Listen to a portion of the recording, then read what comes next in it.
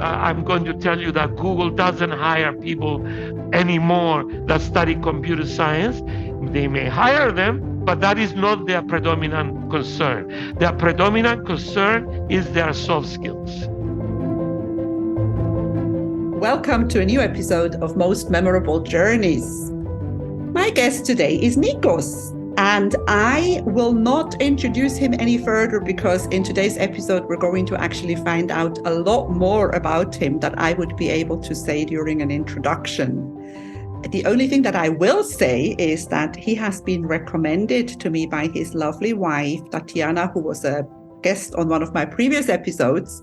And being that she is lovely, I would imagine that he is very similar, because otherwise they wouldn't have been married together for so long. Welcome to Most Memorable Journeys, Nicos Chrysostomou. Thank you very much. And I know that I'm going to enjoy this journey, and it will be memorable. So, Nicos, you are born in Cyprus. Cyprus is an island. When did you leave the island for the first time? For the first time ever. To live abroad, you mean? No, generally. When did you go on a trip? No, in general, the first trip I ever took was when I was 13. My family and I moved to Holland. So first and second years of high school, we did in the Netherlands, because my father was on a special mission on behalf of the Cyprus government with an institute in The Hague called the Institute of Social Studies. So that's why my parents decided that this time my father is not going to go on his own on a long trip. He will take the whole family. So he packed us in a car in 1967, and we traveled through the junta in Greece. Wow. And then Yugoslavia, and then suddenly something came alive, which was the sound of music when we entered Austria. Amazing. And the immediate reaction was, oh my God, it's like we were living once again the movie that we had just recently seen, Sound of Music. Amazing. So you were 13, you said. That is a difficult age, really, because that's the age when you are, at the beginning of your teenage years. You have friends. How did you feel? Did you feel okay leaving everything? And that's an excellent question, because something you don't know, and I'm about to tell you, is that in primary school, almost every year I went to a different primary school. So we were gypsies within Cyprus all these years. Even during nursery school, believe it or not, there were nursery schools then. I changed 2 nursery schools and then several primary schools. So in some ways, change was not a difficult thing for anyone in the family. We are 3 brothers, 3 different personalities, but we have this in common. We root and unroot easily. This teaches you to adapt, and it's the ones that survive are not the strongest, but the ones who know how to adapt.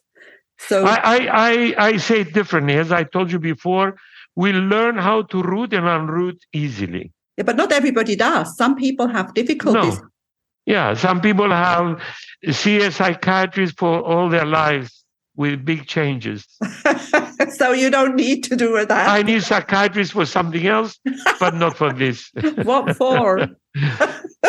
No, sometimes I find myself that I overstress myself and I become less productive than I'm supposed to.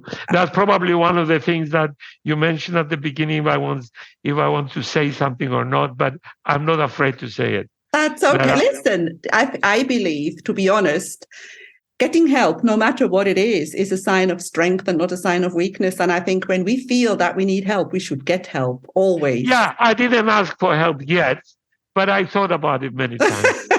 Brilliant. So what happened after Holland? You said you stayed 2 years. Then we came here and we went to the English school in Nicosia. Okay. And it was a big change in our lives because if you imagine Cyprus in 1967 is not Cyprus in 2023. Mm-hmm. And that's neither here nor there. But what was the big difference, which we realize now, but we hadn't really thought about it much through all these years? One of the things that we learned, again, not realizing we learned it, is that when we were in Cyprus at that age, if any one of my brothers or I wanted to cross a street that there was only one car a day that went by, we lived in Paphos at that time, on a side street, a wonderful place. There were orchards where we lived. We had an orchard at the house we were renting. And if we wanted to cross the street, my mother would come to the gate and observe me crossing a street that, as I told you, one car a day went by. Amazing. So suddenly we go to Holland, and the big question we have today is what happened to our parents that we never remembered them panicking when suddenly me and one of my brothers would have to catch a bus and then a tram to go outside of The Hague to go to school and come back late afternoon. So there was a big contrast between how much we were trusted a few months before, and suddenly we are free. We didn't think of it in those terms, but I can tell you now that we realize that one of the great experiences is living in a country much more modern than Cyprus was.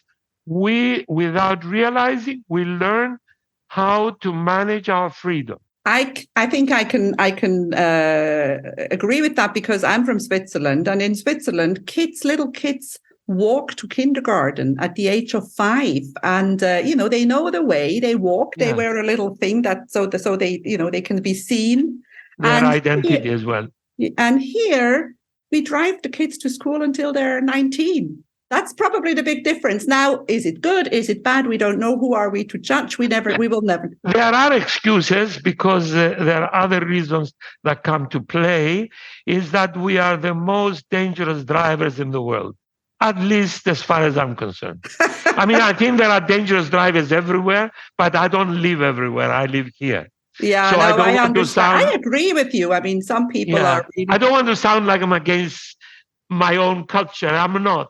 But where I live, I see a lot of irresponsible behavior on the streets, and I'm sure I see it elsewhere as well, but I don't live elsewhere. Yeah, I agree with you. And I agree with you that it is here. And I sometimes really wonder, because I've been living here for many, many years. I love living here. And I feel that there is a lot of unnecessary stress here in Cyprus. Absolutely. Absolutely.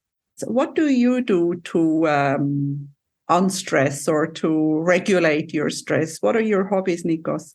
I can tell you the things I like. I don't necessarily call them hobbies. I can tell you about the things I like. Music is a very important part in my life.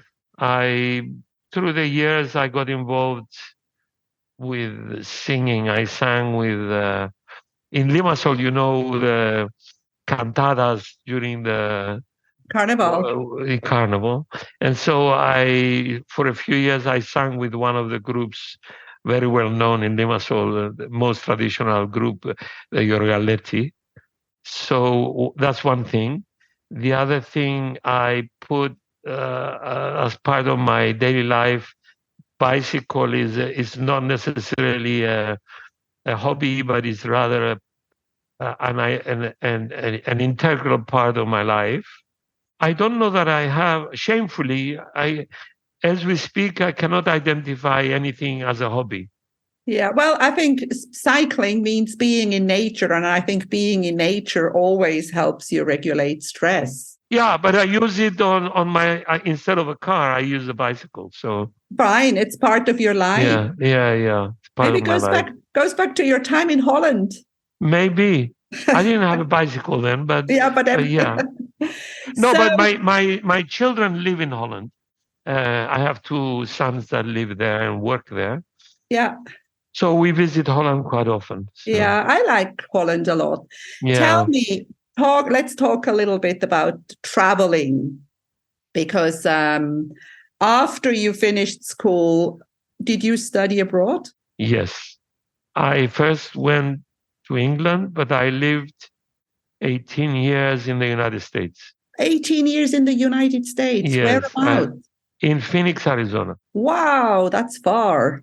I Yeah. always feel like when you're on the East Coast, it's easier to travel back to Cyprus, but when you are further away, it's quite a way, isn't it? But that's very interesting that you said far. I never measured it as such. No, I guess it has everything to do with the way I grew up, and so distance was never an issue. I guess it would have been an issue for my parents, either financially or not seeing me as often as they would. But I don't remember my parents panicking that I was going to go so far. They were more interested to see that I'm doing something that I am pleased with, that I like. So it's interesting. This is the first time I think about it. I don't remember them worrying that I was going to go so far. And that's I don't remember myself worrying that I was going to go travel with Christopher Columbus to America. That's amazing. And that also means that you went to do something that you wanted to do, and your parents supported what you wanted to do. So Yeah, distance didn't yeah. really matter. I studied architecture Yes. at the at a very famous architects school, which had specific characteristics that matched my peculiarities, although I didn't think so the first days I was there. It was a place that there were only, I think at the time when I was there were only 30 students. And it was not just a school, it was a way of life. We were obliged to live in a tent in the Arizona desert because the logic was, at least at the time when I was there, that the first project that I would present to a committee at the school was design and build my first home, which would be my desert shelter and not a tent. Your So, habitat. That's amazing. yes. So at the beginning, it was shocking because the only thing I would remember living in a tent was the army. And I was thinking maybe it's about time I go home. But then a couple of weeks later, I got used to it. Everybody was telling stories about rattlesnakes and pack rats and all these wild animals and coyotes that I could hear at night. But I became very adjusted very quickly.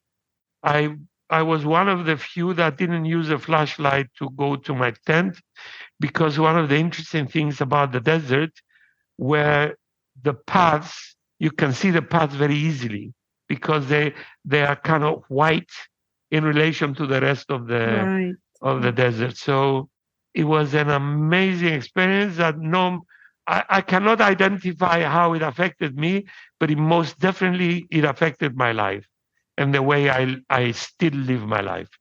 That is an amazing story. I mean, going to study abroad for any kid, and not doesn't matter where from, is a change. Is and then actually Yeah. going to study and living in the desert. That is that. But I think that definitely broadens anything like that broadens the horizon. I want to clarify one thing, which comes up as we speak. I'm checking myself, That's what we and were saying before. yeah, yeah. And I want to say that even except the first few days where I had to keep all my clothing in a kind of a closet space. It was a room where we kept our clothes because we couldn't keep them in the tents. And we had to be careful also not to keep any food because then pack rats and all these other animals and scorpions and things would come to the food. But I don't remember a cultural shock except these first 2 weeks. So which I don't know what that means. yeah, but that comes back to being easily adaptable again. Yeah. Yeah. So basically, you're probably one of these people. And I am a little bit similar because I was a tour guide for 11 years. And I feel like you can drop me anywhere and I will be fine. I am. Yeah. Yeah. And something that hasn't come up yet is that all these years I traveled half the world for work. I spent time in China. I spent time in Bangladesh, Pakistan, India. I recently worked in Lebanon. Before Lebanon, I worked in Serbia. And I must be honest and say, while I'm telling you this, I sound like I'm bragging, but that's not my purpose. This is a fact. But none of these things were a big shock to me. It was like I came across this opportunity. I took it. I don't remember having to, meditate to think, okay, do I want to do this? When it came, I did it. I think, but you see, I think these are the people who, the most adventurous people, because if you think about something, if somebody offers you something and you think about it too long, your subconscious mind will always want to keep you in the comfort zone, and it will always say, don't go, because this is going to happen, and the scorpions, and I don't know what, and the war, and I don't know what. Yeah. So, the more we think, the less we do. And I think this is this is what holds people back. Well, it's interesting. No, while you're speaking, I'm thinking how much of what you're saying I can relate to, and it has nothing to do with you saying it, but it has everything to do with how I lived my life. In some ways, there was a danger I could make the wrong move, but as far as I'm concerned, I didn't. Yeah. Do you understand what I'm saying? I do understand. And I also understand that I am sure that sometimes you found yourself in a place where you thought, oh my God, how did I get myself in here? But then you also decided to make the best of it. I didn't, but I found myself in situations where they needed special handling, but it wasn't part of a regret that I shouldn't have been doing this. Yeah. You understand? No, I want to share something with you that it becomes stronger and stronger as I grow up, and because I'm still growing up, and also that is part of what I do with the people that I meet at my work, and we will talk about that in a little bit. Is that I am absolutely convinced it may not be called a radar, but we are all born with a radar. What does the radar do? It collects information and it projects information. So if we learn how to tune this radar, then we survive regardless of the situation. And what do I mean by that? You come into a space you know nobody. If you're somebody who's going to first tell themselves, but who are these people? I never have this question in my mind. I just take the moment as it comes to me. So not before long, I'm already part of what's going on there. I don't know. Does that make sense? It makes total sense. Yes. Yes. So because for whatever reason, I work this way, I don't remember. I have bad experiences, obviously, but I don't remember them as bad experiences because I made the wrong choice. And you took responsibility for making the wrong choice. I didn't have a choice. I mean, taking responsibility is part of what you do to come out of a bad situation. Absolutely. But don't you agree also with me that many people never take responsibility and always blame somebody else for what happens to them? I agree with you, but I don't care. Okay. Okay. There's nothing I can do about them. Very true. I want to talk about that radar that you mentioned. Yes. Because I like that. It's a metaphor, really. It's yes. So obviously, I don't have antennas yet. Yes. How do you improve or develop that radar? That's a good question. First of all, for many years, I thought you're born with it and that's it. Okay. The more I learn, because I take what I do and what we're going to talk in a little bit, what I do, yeah, I take it very seriously, very seriously. So that's why I don't take for granted my philosophy. I have a philosophy, and it's still developing. So one day I realized, and I call it a radar because it more or less works like a radar. And I'm trying to convey this message to the young people and parents that come to me, because the better this radar works, the more chances you have in being successful in whatever it is that you're going to involve yourself. And as you know, as you probably know already from all the things you're involved in, what makes one successful is the soft skills, the skills of communication. And the radar has all these qualities. Okay.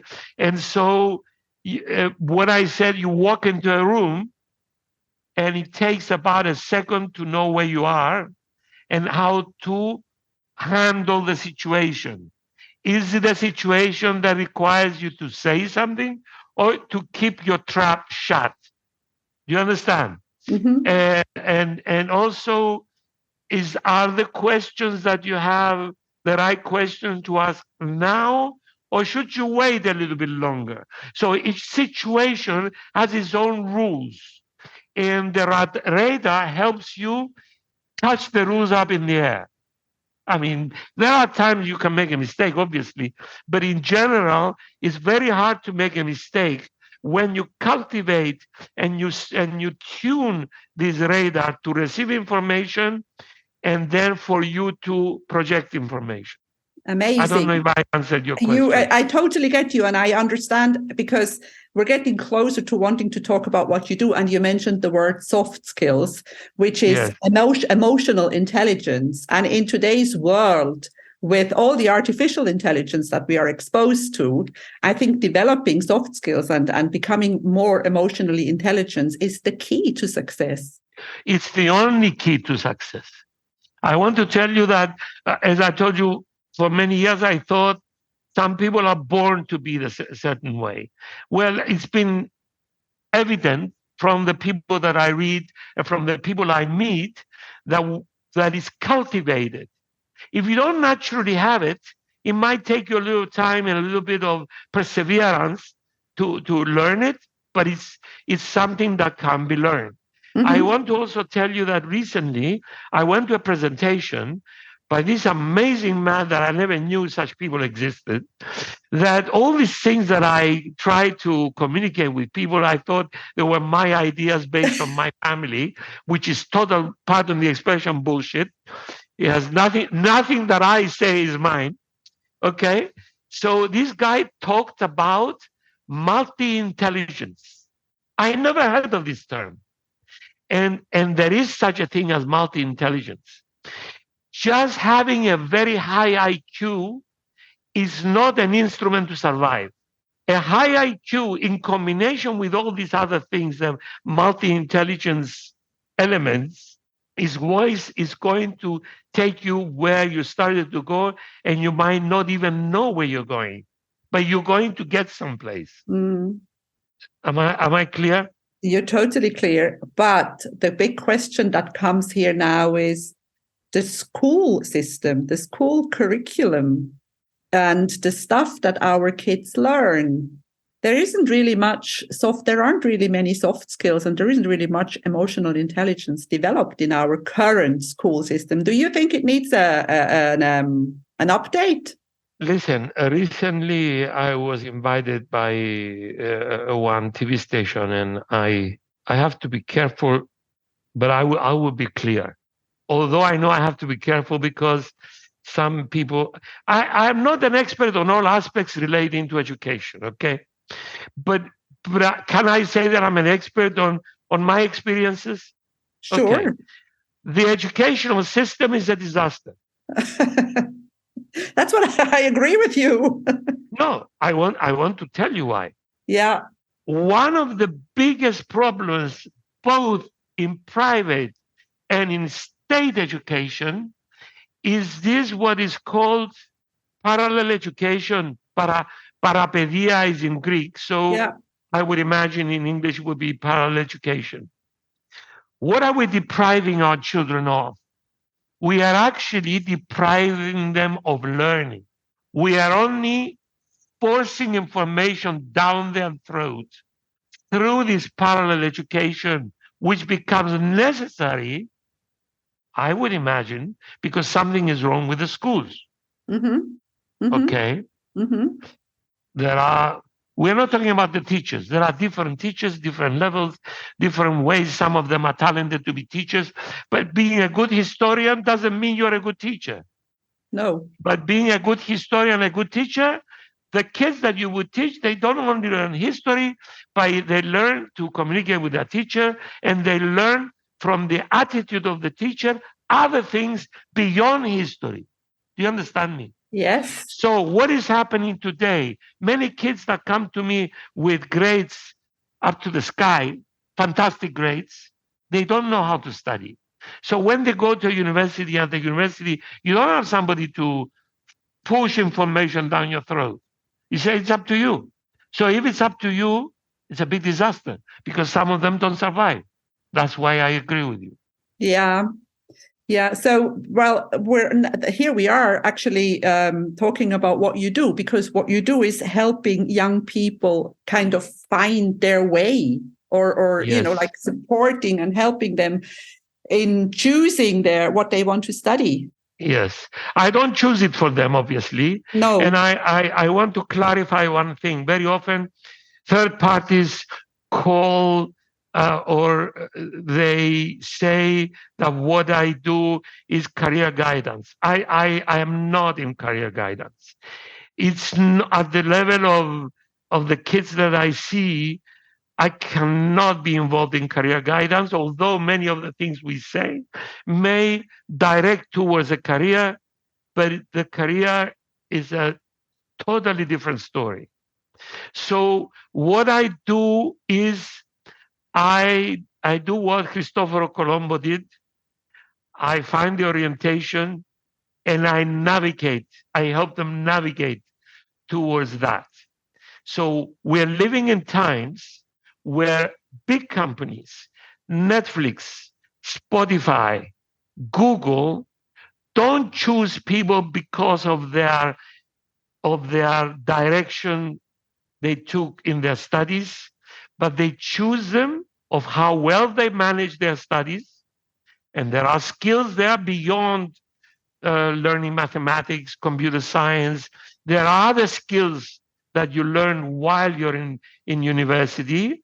So big companies take for granted that you have studied, let's say, computer science, but their interest is not computer science, is what else have you understood while you were studying and how well did you manage what you did. So if I was good in studying, I say computer science because I'm going to tell you that Google doesn't hire people anymore that study computer science.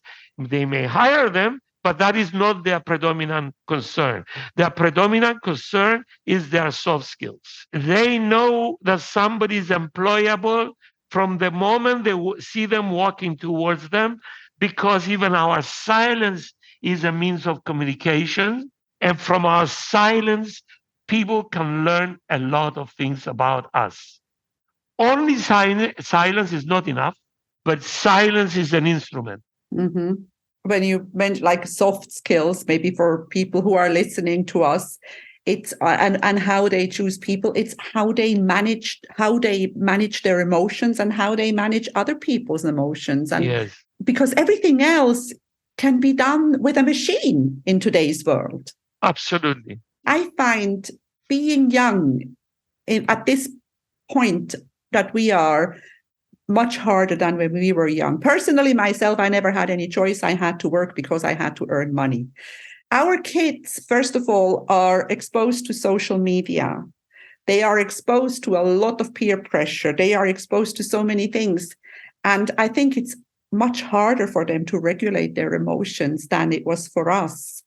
So what is your take on that? Or what do you recommend? What do you tell to a young person who finds it hard to regulate? I just want to reinforce what you just said, and then I will tell you how I attempt Yeah. to. Yeah. It's not only our children that have a problem; it's parents have a problem as well, regardless of their level of education. The reason I say that, as parents, we carry a certain insecurity about the future of our children. So very often we think what guarantees, first of all, there are no guarantees. Yeah. But nevertheless, as parents, if I was going to advise your children, I may say the same things you say to your children, but because I'm not you, because who are you? You're somebody who are on top of them from morning until night, and inevitably you make mistakes. You might say one thing one time more than you should have, and that gets on their nerves. Sure. Okay. So Yeah. in that sense, your relationship with the child is not you're not the advisor, but you're just somebody who is more of a pain in the rear end than anything else. So as a non-parent to the children that come to me and the parents, is that I can say the same things, but because I'm kind of a peculiar looking guy and I believe I have the talent, at least with some of them, to communicate at their level, they are more ready to be relaxed and to listen to what I say. Mm-hmm. Because some of them come to me and they're sure, I want to be an astronaut. Okay, no problem. Why? Where did you find that? So in the end, we don't discount the fact that he wants to be an astronaut, but we also let's look at other things as well.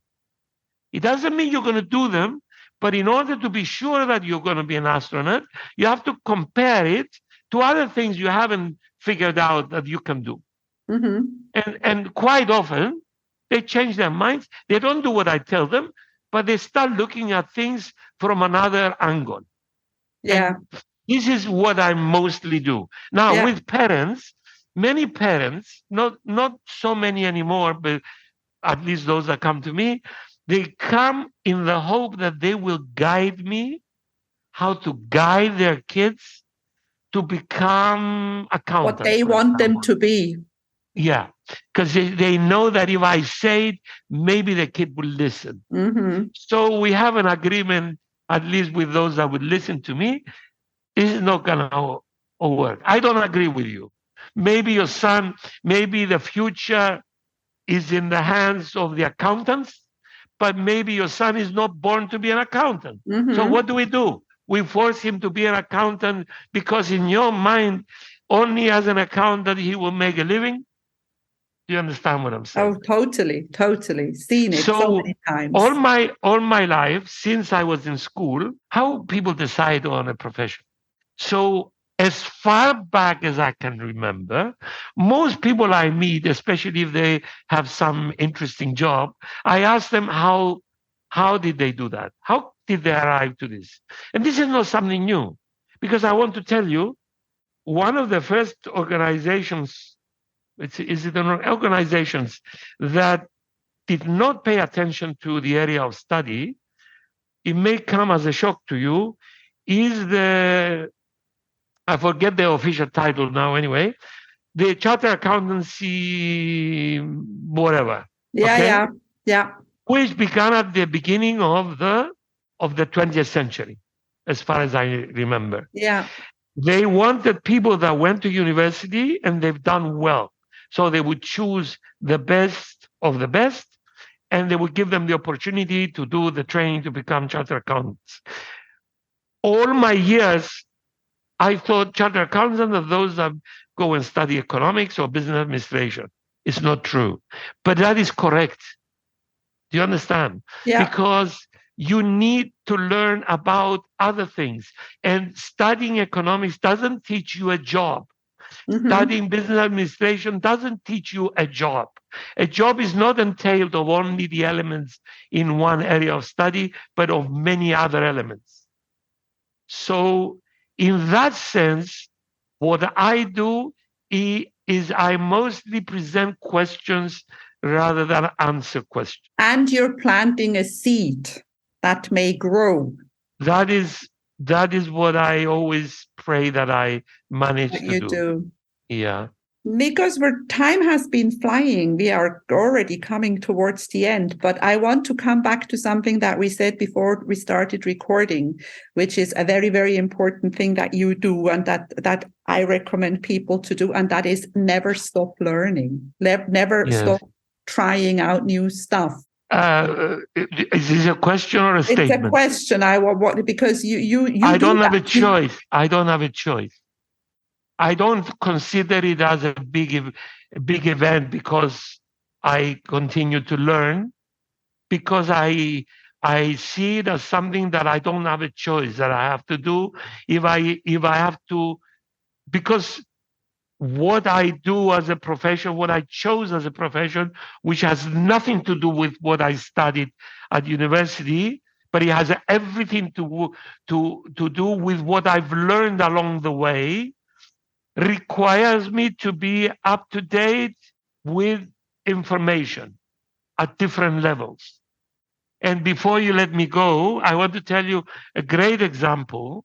As I told you, when I meet people, I've traveled a lot in Asia, and as music is one of my big loves, I became very good friends with these musicians in this hotel in Karachi, Pakistan, where whenever I heard something interesting, I would ask them and they would tell me what it was about and whatever. So one afternoon, I come into the lobby of the hotel, empty lobby, and I hear them play jazz. I love jazz. And so I was wondering, all this time I've been coming here, I never heard them play jazz.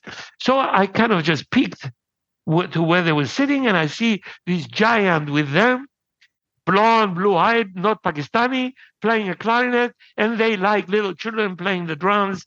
And so I kind of just looked at him. I made a gesture.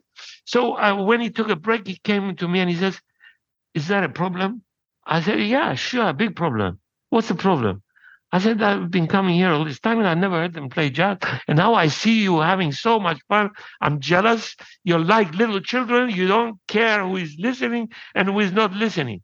But he says to me, "It's music that made me what I am." So I was wondering, what are you? He said, I don't remember if he said CEO or whatever, of Toyota. I said, "Toyota in Pakistan?" "No, worldwide." So I realized I met, from what I remember, the first non-Japanese who had the highest position in Toyota, which is an empire, and his first degree was music, and he considers himself a musician. And he told me, "You know why? Because as a musician, I naturally think out of the box. And that is the instrument that brought me to where I am today." Amazing. What an amazing story. So, and I think that's a very, very good end. I mean, I could talk to you for hours, but nobody's going to listen to it for hours. So we have to nobody. They might shoot us. Here. Yes. But you see, and you say that you don't have a choice because you have to keep on learning, even though even people who don't have to keep on learning for their profession, we should never stop learning, and we should never allow anybody to put us in a box. Please don't close 1 minute. No, I want to say that if it becomes one of the things when we talked about schools, learning has become a burden for our children. That is why learning doesn't happen in school anymore. Not learning at the level that it should be happening. Nobody's teaching them to love and to understand why they should love learning. Learning is not one thing. Learning is during the break. Learning is during walking with friends, going home, and learning happens in class. So that is why, for me, the learning that I do is not a burden. It's a natural process. If I think of it as something I have to do, I may not do it. Amazing. Do you understand why? That's it. Thank you so much. Thank you. Being Great pleasure. Most memorable journeys today. Nicos Chrysostomou. Ευχαριστώ πολύ. Thank you. If you enjoy my podcast, please like, share, and subscribe to my channel. You will find all the information in the show notes.